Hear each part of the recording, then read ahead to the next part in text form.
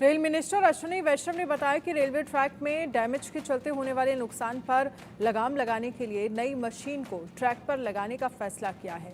नई मशीन पटरियों का अल्ट्रासाउंड करके ट्रैक की कंडीशन का सही हाल बताएगी। इससे ट्रेन एक्सीडेंट होने के पहले ही उसे रोका जा सकता है। रेल मंत्री ने खुद इसका डेमो करके भी दिखाया। रेल मंत्री अश्विनी वैष्णव ने बताया कि ट्रेनों में तेजी से कवच 4.0 सिस्टम को लगाया जा रहा है।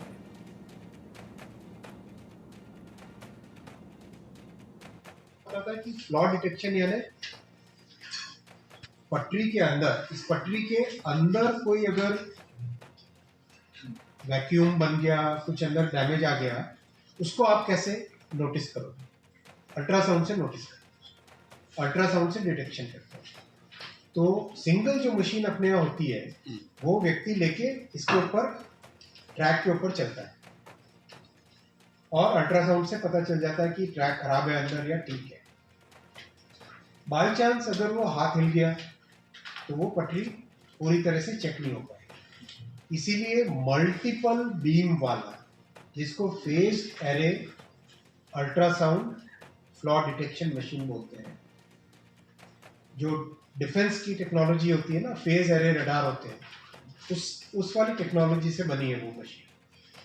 वो मशीन अपने यहाँ लगानी चालू कर दी ऑलरेडी, जिससे कि ट्रैक का एब्सोल्युटली करेक्ट अल्ट्रासाउंड हो जाए और जो भी उसके अंदर एरर है वो एरर अपने को पता चले। यहाँ पे एक हथौड़ा लेता था, जो लूज है उसको ठोक ठोक के अंदर इसको फिट करता था, राइट?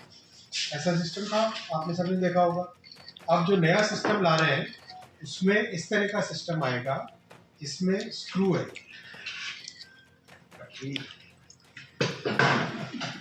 ये स्क्रू है, राइट? इससे क्या होता है, ये जो क्लिप है जो कि इस पटरी को स्लीपर के साथ बांध के रखता है, ये इसके साथ एकदम प्रॉपरली पूरी की पूरी फिट हो जाती है। इसके ऊपर एक टॉर्किंग मशीन लगती है, वो पूरी इससे फिट हो जाती है। ऐसा करने से ट्रैक की जो डायमेंशंस है, मतलब पटरी के बीच में जितना गैप होना चाहिए उतना की उतना मेंटेन रहेगा इन नए डिजाइन के क्लिप्स। रेलवे सुरक्षा को लेकर के लगातार सवाल खड़े हो रहे हैं, लेकिन अब रेल मंत्रालय खास करके पटरियों की सुरक्षा को लेकर के नई तकनीक का इस्तेमाल कर रहा है। हम जानते हैं कि आखिर किस प्रकार की ये टेक्नोलॉजी है। इस पर हमारे साथ बातचीत करने के लिए रेलवे बोर्ड के मेंबर इंफ्रा अनिल कुमार खंडेलवाल हैं। सर, इंडिया न्यूज़ में आपको बधाई हो। और सबसे पहले बताएं सर, किस तरह की तकनीक का हम इस्तेमाल कर रहे थे और अब ये जो टेक्नोलॉजी आप इस्तेमाल कर रहे हैं ये क्या है?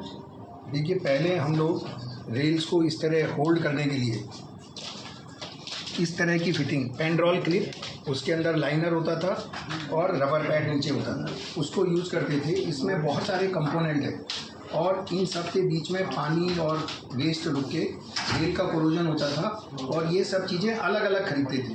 तो इनका हर एक का टॉलरेंस अलग अलग होता था। इसमें कुछ टॉलरेंस है, इसमें कुछ है, रबर पैड में कुछ है, स्लीपर में कुछ है।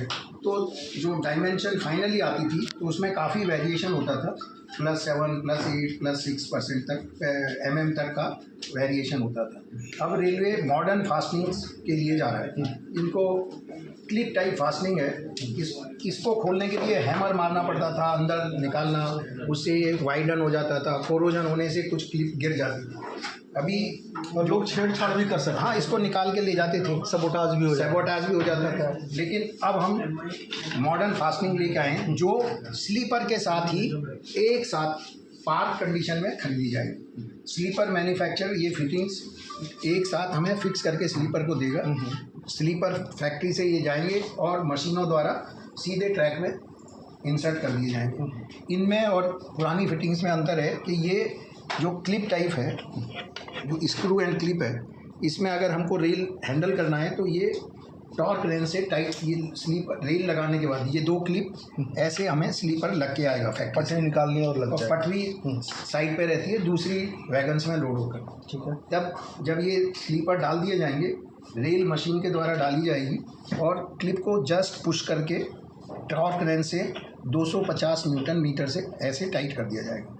एक बार जब उस फोर्स से, टॉर्क रेन से ये फिटिंग टाइट हो गया, फिर बाद में लूज नहीं होता। मतलब हम खोल नहीं सकते हैं इसको। कोई भी बाहर का आदमी बगैर टॉर्क रेंच के नहीं खोल सकता। जो जनरली इस बाहर के जो आपने देखा होगा ट्रैक पर कुछ विलेजर्स, गाय वाले, भैंस वाले सब बैठे रहते हैं अपने इंडिया में, तो वो लोग किसी भी हैमर से, पत्थर से इसको निकाल के लूज कर देते थे। इस केस में अगर टॉर्क रेंच नहीं है तो वो इसको खोल ही नहीं पाएंगे।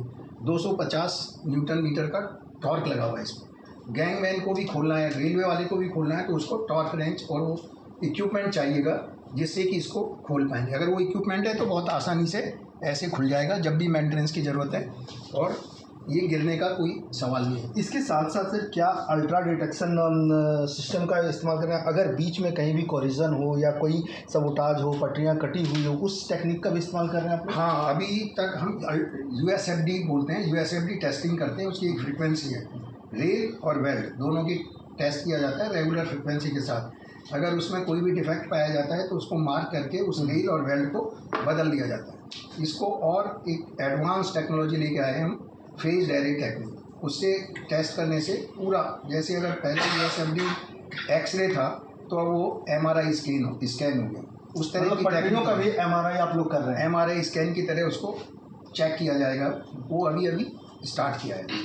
चलिए सर, आपका धन्यवाद। तो अनिल कुमार खंडेलवाल ने बताया कि किस तरह से हम पटरियों को टाइट करने के लिए और ये पटरियों की जांच करने के लिए हम नई तकनीक का इस्तेमाल कर रहे हैं, और ऐसे में रेलवे ने 1,07,000 करोड़ रुपए का बजट रखा है, और आने वाले टाइम में इसी तरह नई पटरियों में इसका इस्तेमाल किया जाएगा और रेलवे सेफ्टी और पैसेंजर सिक्योरिटी पर पूरा ध्यान दिया जाएगा। मनोहर केसरी, इंडिया न्यूज़।